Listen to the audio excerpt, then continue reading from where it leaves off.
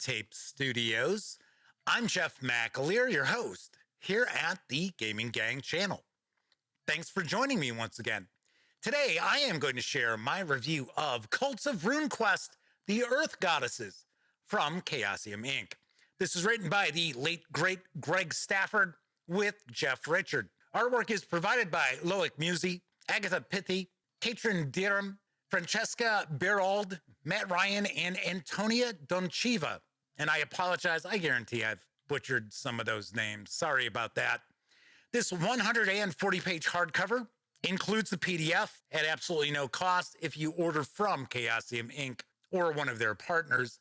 It does carry an MSRP of $37.99. It is available now. If you want to just grab the PDF alone, you can do so over at DriveThruRPG for $18.99. All right, all that said, let's swing on over to the other camera because here I've got Cults of RuneQuest, the Earth Goddesses. Couple of things I want to mention before we jump on in. First of all, my friends over at Chaosium Inc. were kind enough to provide me with this review copy.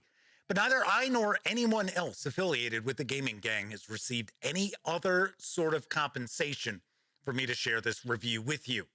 These days, it's very, very important that you know that. We're also not going to look at each and every page of the Earth Goddesses, but I do want to give you a very good feel for what's inside this book and share my thoughts about it too. Last thing I will mention, there are some images of topless women in this book. In fact, we saw that a little bit in the Lightbringers release for Cults of RuneQuest.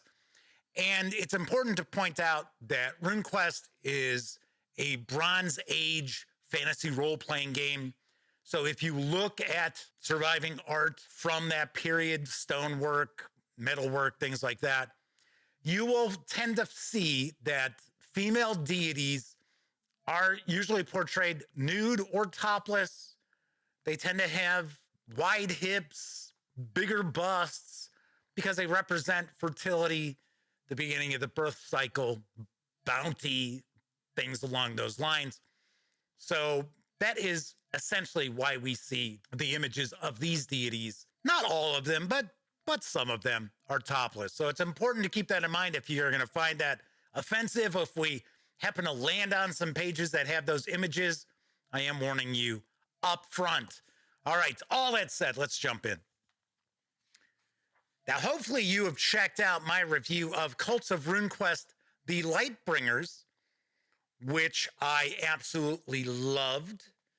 And I discuss the layout of that book. Well, for the Earth Goddesses, we've got the same essential layout for the various different deities, the same sort of details about these various different cults. The setup itself is actually very, very similar, almost identical to the Lightbringers, which is obviously the aim here because this is a series of books that are going to cover the various different pantheons in RuneQuest. So we're going to start off, we're going to get some information about what's in this book. What is the Earth Pantheon? What do they represent? What would be the reason why player characters would worship these gods and goddesses? And we're going to get into far more detail about each of these various different deities in the pantheon as well. So we're going to find out, what do these worshipers believe? You know, like, why was the world created? What is our purpose here? I also like how we get some information about how does this pantheon feel about other pantheons. So that's pretty cool as far as what they think of the Lightbringers and things along those lines. Then we're going to get a breakdown of the various different deities who make up the Earth Pantheon. We're not going to get details about every single deity later in the book because some of these deities are no longer worshipped. So what would be the point of including information in more detail about the deities if nobody worships them anymore? So we get a couple of pages of that. We are going to start off with the main goddess who is part of the Earth Pantheon, and that is Ernalda, Earth Mother and Queen. Arnalda is the bountiful mother of life and the most favored of all the earth goddesses. Reverence for her should stem from every living creature. Plants and animals, both wild and domestic, are her children. She is fruitful and generous. She is the goddess of women, female sexuality, community, and all the things that live on and in the earth. She's the earth queen, the life giver, the beautiful one, the great green lady, source of bounty, the giver, the sustainer, wife of many, supporter of all, and midwife of time. Her worship is of vast importance everywhere, even if her priestesses do not always possess direct political power. So now we're going to get into detail about this cult. And it's important to keep in mind when the word cult is used or cultists, we're not talking like Call of Cthulhu, lunatic, or when a newspaper or newscast refers to a cult. Cults in RuneQuest are simply groups of worshipers of various different deities. And if you're not overly familiar with RuneQuest, player characters can belong to several cults. They can worship several different deities. They don't just have one deity that they worship. So we're going to get some information about the mythos and its history before time began, after time began. What is worship of the deity like today with the nature of the cult? How is it organized? How are worshipers organized? How are the leaders of the cult organized as well? We're going to get some specific magic, rune magic that's available to worshipers of these various different deities.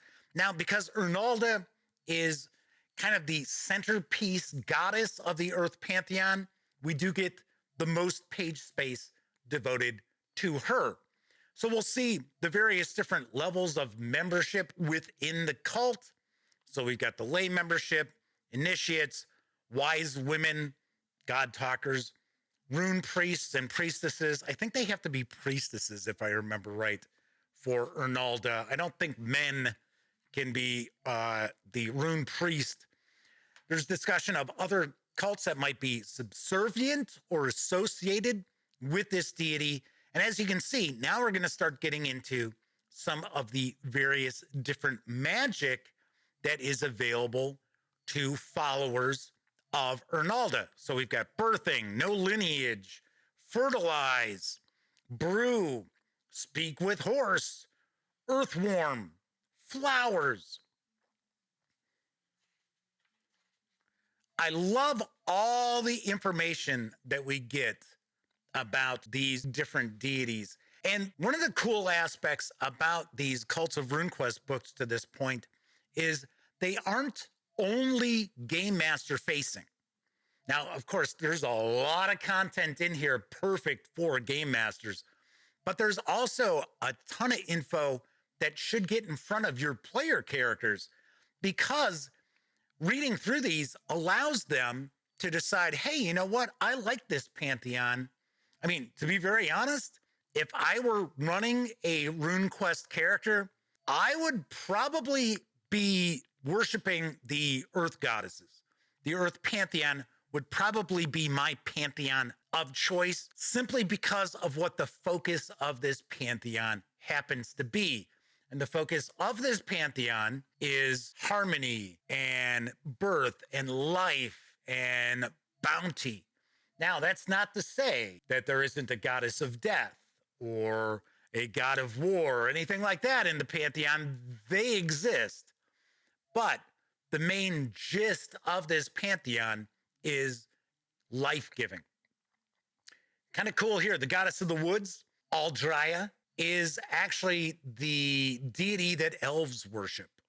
So we get information about that. So we're going to see throughout the book, we get a breakdown of each of these deities. And the artwork throughout is excellent. It really is.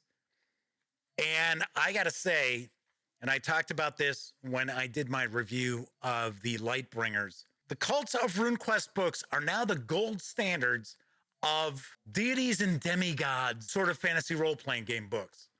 Fantasy role-playing game books which focus on deities and pantheons. This is the sort of book that other role-playing games should strive to present to their players, to be able to produce for their players. I get a kick out of this god of music, dance, and theater, Danindar. They're an instrument with a face. Danindar learned the arts of entertaining and mastery of illusion from the puppeteers, worshippers of his mother Tylenia, and from befriending Ermal. With the great darkness, he left the puppeteers to seek an end to the cosmic disharmony of chaos. His music survived the onslaught, and when the sun returned, Danindar greeted it with a song of triumph. Very nice. As far as production quality on the book, paper's, I don't want to say it's thin, but it's pretty standard. It's what we tend to see. It's about the thickness of what you'd find in a 5e D&D book. So I would say that is probably the only negative I have. And it's not really a negative. It's neither here nor there. I'm sort of neutral about it. But be very careful, because I could see you being able to easily tear these pages. Be careful when using the book. As far as the binding and everything, should be fine. Should stand up to repeated use at your game table. But like I said, you might want to be a little careful when paging through the book. But as you can see, this is just absolutely loaded with various different deities. Off the top of my head, I seem to recall there's like 17 or 18. There are one or two fewer in the Earth Goddesses than there were in the Lightbringers, but still loads and loads of various different deities. And there is something for everyone in this book if they are looking for their player character to worship any of the cults from the Earth Pantheon. All right, we're going to wrap up. We get an index, and that is a look inside Cults of RuneQuest, the Earth Goddesses from Chaosium Inc. So once again, this is available now. If you order from Chaosium Inc. or one of their partners, you will get the PDF absolutely free. This carries an MSRP of $37.99, or you can grab just the PDF alone over at DriveThruRPG for $18.99. All right, let's swing back over to the other camera so I can share some final thoughts and give this a review score. I love this series from Chaosium Inc. This Cults of RuneQuest series is top notch. I absolutely adored the Lightbringers, and to be honest, I actually like the Earth Goddesses a little bit more, just a touch more, probably because if I were running a RuneQuest character, this would probably be the Pantheon that I would gravitate towards because of what the Pantheon represents and the sorts of role-playing characters that I tend to play. Not that I get an opportunity to play too often. Well, when I play PC games, so I usually tend to play like paladins or shaman or healers, things like that. So this fits right into my sort of mindset. This really is the gold standard now as far as Pantheon books for fantasy role-playing games. Something else that's important to keep in mind is that you don't necessarily have to pick up every release in the Cults of RuneQuest lineup. Now, you probably will want to, because so far these books are just fantastic. But the cool thing is you can kind of pick and choose what pantheons you want to include in your RuneQuest campaign. You're never locked into having to include all of these various different pantheons, because there is going to be a little bit of overlap, it appears, with some of these pantheons. And even with some of these deities, there are, obviously enough, deities in the Lightbringers who serve similar purposes in that pantheon as others do in the Earth pantheon. So, of course, obviously enough, that would be the case. So, as I mentioned, you don't need to pick up all of these books in order to include more deities to worship and also additional abilities and spells for player characters who belong to the various different cults. So I gotta say, if I could give this is Spinal Tap 11 out of 10, I certainly would, but I can't. So on a scale of 0 to 10, I give Cults of RuneQuest, the Earth Goddesses, a 10 out of 10. It is that good. If you are a game master running RuneQuest, this is essentially a must-have, at least in my opinion. And I just love this Cults of RuneQuest series from Chaosium Inc. Everything we've looked at so far is just stunning and top-notch. All right, that is it for this time out. If you like this video, by all means, please give it a quick thumbs up. Subscribe to the Gaming Gang channel if you haven't already, and if you do subscribe, ring that bell. It'll not only let you know when I share videos such as this review, it'll also inform you when my live stream, the Gaming Gang Dispatch, airs Tuesday, Wednesday, and Thursday evenings at 7 p.m. Central, right here on YouTube. And of course, when you're not watching videos on the Gaming Gang channel, be sure to visit thegaminggang.com for all latest in tabletop gaming news, reviews, and a whole lot more you will not find here on the YouTube channel. You know the drill. Get your geek on at thegaminggang.com. Here's hoping all of you have a wonderful, happy new year. Yes, that's right around the corner. So, happy new year to you all. And, of course, once again, I'm Jeff McAleer. And until I see you next time, here's hoping all of you get to enjoy plenty of great gaming with your gang.